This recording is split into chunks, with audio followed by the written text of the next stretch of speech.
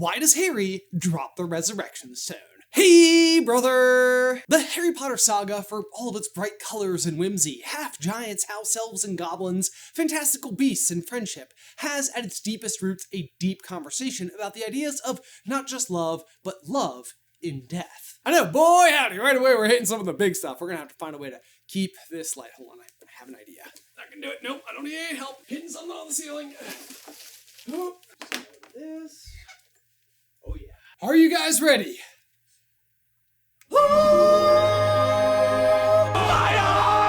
That'll do. Seeing spots for a week, but just wanted you to know, I've got your backs. Anyway, death. It's everywhere in the series. From losing beloved characters like Dumbledore, Sirius, Lupin, Tonks, Fred, Hedwig, and Dobby. I know, I'm going back to the spots. Although, now that I mention it, I feel like I'm forgetting someone. Cedric! But then there's the unusual shared characteristic of Harry and Tom Riddle, both as orphans, who have found themselves on drastically different paths. There's Voldemort's obsession with defying death and achieving immortality, while Harry readily accepts death in the name of protecting others. And the cherry, or cherries, on top are, of course, the Deathly Hallows. A wand that can win any duel, the stone that can return the dead, and death's own cloak to hide you from its former owner, each with its own mystique, temptations, and dangers. And in the end, Harry alone unites them and becomes the master of death, finding the true purpose of each in turn, and in doing so, leaves them behind. Or sort of does. He buries one in a grave, drops one in the forest, and ultimately keeps one, and in his mind this is more than enough to make sure that nobody ever tries to unite them again, I guess? But two things. One, I feel like you could have done more, and two, why not just keep them all? Why did you drop the stone in the forest when you could see your parents anytime you wanted? Well, today, we'll find out.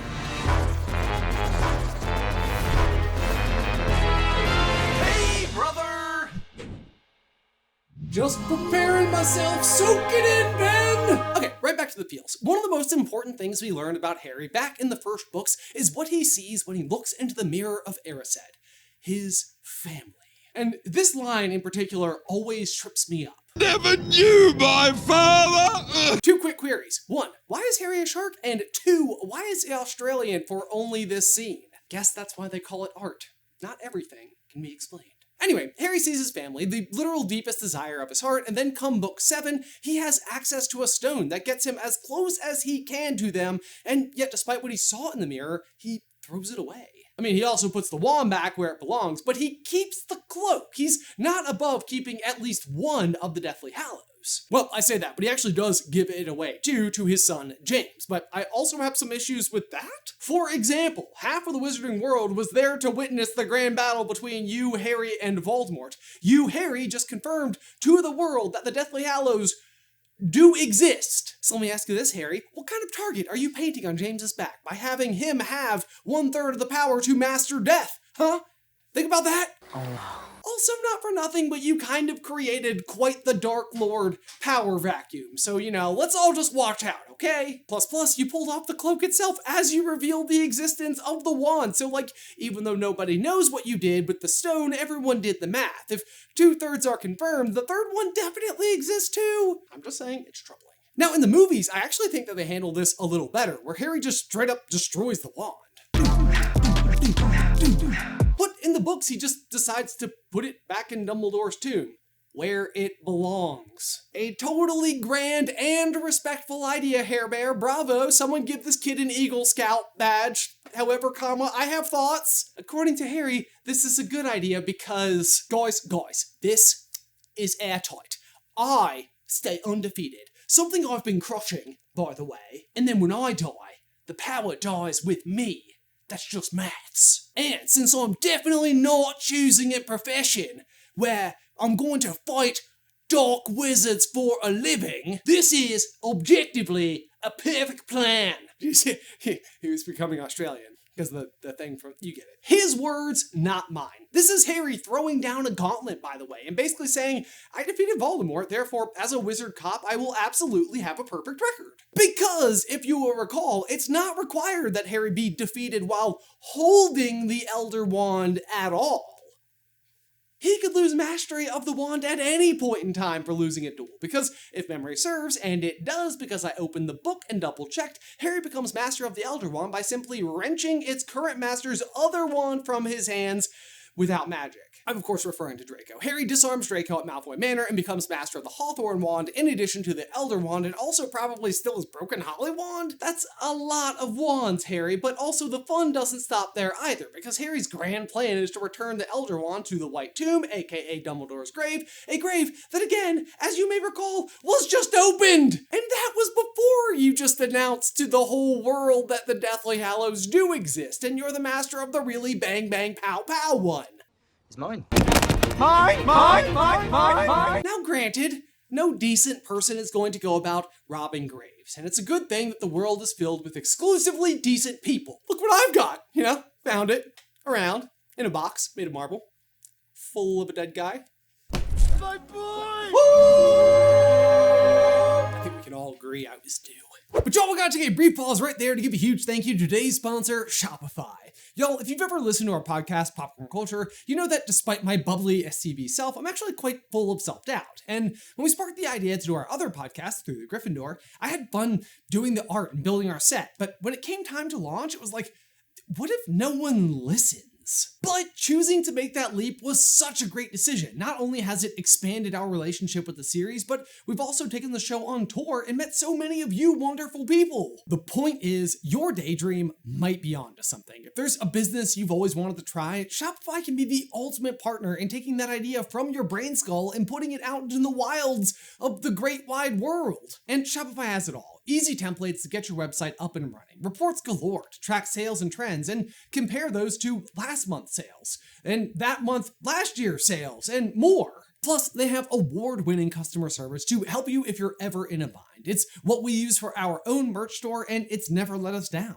It's time to turn those what-ifs into with Shopify today. Sign up for your $1 per month trial at shopify.com/SCB. Again, that's shopify.com/SCB. One last time for safety, shopify.com/SCB. Now back to the video, Anyway, back to our question. Harry unites the Deathly Hallows, becomes Master of Death, gives one to his son and hides the other with the other most famous wizard in the modern age and accepts a job that involves constant dueling. But he drops the stone in one of my favorite hiding places ever. Plain sight. Never see it coming! As ever, to best understand the ending, we need to go look to the beginning. If we go back to the Mirror of Erised, we know that Harry is using it in a remarkably similar fashion to how he ultimately uses the stone. Harry, in the most noble sense, sees his family looking back at him, his heart's truest desire. What's interesting about this is that despite its nobility, the danger is also immediately recognized, in part from Dumbledore, who in all of his wisdom explains that the mirror is a dangerous thing and men have wasted away before it. And women. Sexist? But in this case, it's not Dumbledore's knowledge that shines through. This time, it's actually Ron's. When Ron first joins Harry for the mirror, he's blown away by what he sees. What a good. Yeah, you do, Ronald. Yeah, you do. Whoops! Whoopsie-doozles. It's like the second time in 2 filming sessions I've spilled that bottle. Yes, it is. Quidditch captain, head boy, the works. And honestly, you could easily see how this could tempt Ron, because of the huge line of success that's preceded him. He has a ton to live up to. He says as much during his first ever train ride to Hogwarts. And yet he's quick to realize the dangers of the mirror, even if he doesn't fully understand why. Want to play chess, Harry? Said Ron. No. Want to go down and visit Hagrid? No, you go. I know what you're thinking about, Harry. That mirror. Don't go back tonight. Now why not? I don't know. I've just got a bad feeling about it. And a similar thing happens when the group discovers the veil at the Department of Mysteries. Harry is perplexed by it, even begins taking steps towards it, trying to hear what the voices behind the curtains are saying. This time, it's Hermione who speaks up and snaps him out of his reverie. Let's go, called Hermione from halfway up the stone steps. This isn't right, Harry. Come on, let's go. She sounded scared, much more scared than she had been in the room where the brain swam. Yet, Harry thought the archway had a kind of beauty about it. The gently rippling veil intrigued him. He felt a very strong inclination to climb up on the dais and walk through it. Harry, let's go, okay? Hermione said, more forcefully. But then when we get to the stone itself, which combines the two and allows Harry to see his parents for real, but as though through a veil, and this time it's Harry who comes to his own senses and drops the stone in the forest forever. Why? Is it harming anything? Isn't the stone being remarkably helpful to him in this exact moment? Well, of course, Yes, but then Harry is also a very remarkable person, and perhaps the only person capable of using the stone in this way. Not to fetch the dead, but to have the dead fetch him. As such, in summoning them as escorts, his usage isn't to defy death as the second brother does with his betrothed. Instead, it's closer to the themes of the third brother, who is using the stone on his journey to greet death. Even his simple question is serious. Does it hurt? Asking of the experience of death is a clear indication of his intentions at this moment. In the tale, Death's gifts seem more like a trick. Death felt insulted by the brothers and ultimately got the best of them with his Hallows. But maybe the Hallows aren't meant as a trick. Mastering death isn't to defy death. The real trick is to accept death. And these Hallows are tools to help you in that process, at least for the right person. Harry may not realize this, but it is how he is using them.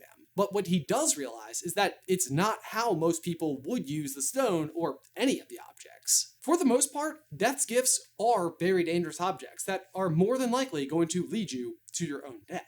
So Death's intentions aside, in the hands of the wrong people, which is most people, these objects are going to result in your death. And the proof is in the pudding. Xenophilius tells Harry about the bloody trail of the Elder Wand, which is supposed to win duels for you, but somehow keeps switching hands.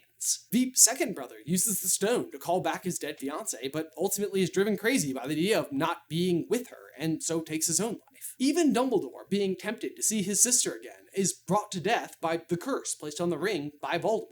And the cloak, you may think, stands apart as an intrinsically noble object, and yet Xenophilius dispels this for us as well when he says, "How many cloaks have you ever seen like that, Miss Granger?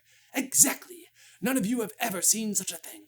The possessor would be immeasurably rich, would he not?" I always kind of wish Harry had responded after that with well, maybe not immeasurably. I haven't counted, but could take a while.